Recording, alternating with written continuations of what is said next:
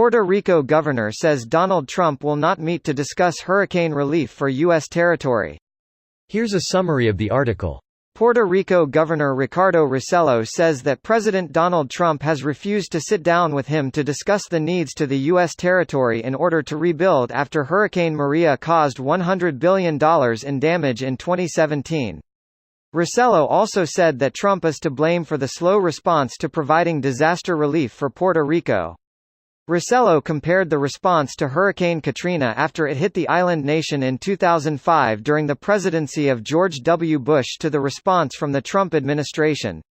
Hurricane Maria is estimated to have killed 3,057 people in Puerto Rico, though the president has denied those numbers and said they were inflated by Democrats in order to make him look bad. 3,000 people did not die in the two hurricanes that hit Puerto Rico. When I left the island, after the storm had hit, they had anywhere from 6 to 18 deaths. As time went by it did not go up by much.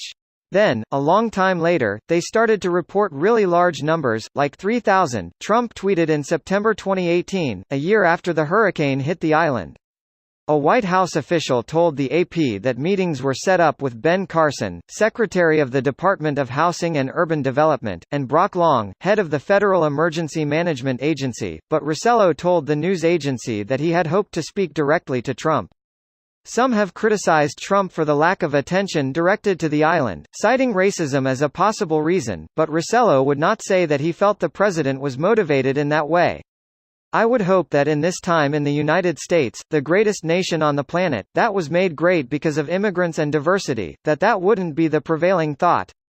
That would be my hope, because if it is, it's a scary prospect not only for Puerto Rico but for everyone, Rossello said. This post received a score of 7,842, with an upvote ratio of 92%. Here are the top comments in response to this article. Fun fact, Puerto Rico has more than 6x the population of the state of Wyoming. Assuming Wyoming is real in the first place. Bold assumption. As real as Finland. Well, Finland has like a 50% chance of existing, which is certainly more than Wyoming. I lived in Wyoming, can confirm, it doesn't actually exist. Was it really living though? Trump doesn't give a fuck about PR. Very likely. If it won't vote for him, he doesn't care. If this is really because the White House thinks PR has corruption and mismanagement issues, then the WH should have been finding ways to deliver aid and rebuild or relocate PR citizens that are trustworthy. So far I've seen little evidence of that being attempted. The United States formed this in 2016 and imposed this on Puerto Rico. The appointed executives, half from the states and half from PR, have ridiculously high salaries, $600,000 plus, and are in control of almost all the island. $600,000 plus is only for the executive director, the CEO, not all the X's. You should correct your post as that is misleading, and $600,000 for a CEO-level finance-level position overseeing a bankruptcy and reorg without any bonus comp seems pretty average, actually on the low end, to me.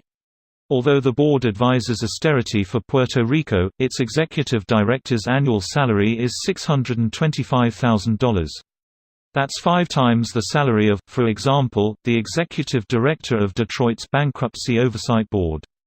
The board has insisted on controversial cutbacks to public pensions, among other things.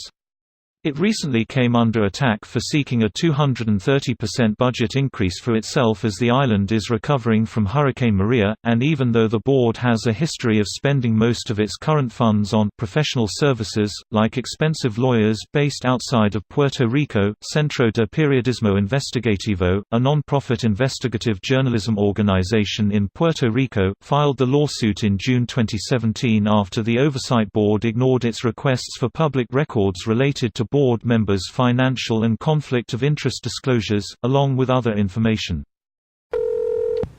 Hilarious. He conveniently forgets that the ships full of aid sat at the ports undistributed. Or that several local governments hoarded millions of bottles of water and food supplies, keeping it from the citizens. He's to blame for all of this, not Trump. I wouldn't talk to him either. This is true. Thank you for providing sources. I have family in Puerto Rico and they have had to relentlessly convince others that it's the Puerto Rican government that is denying aid by hiding or ignoring it. Snopes has yet to update their fact-check since October 2017 with the relevant info. This video was automatically created by Reddit to speech.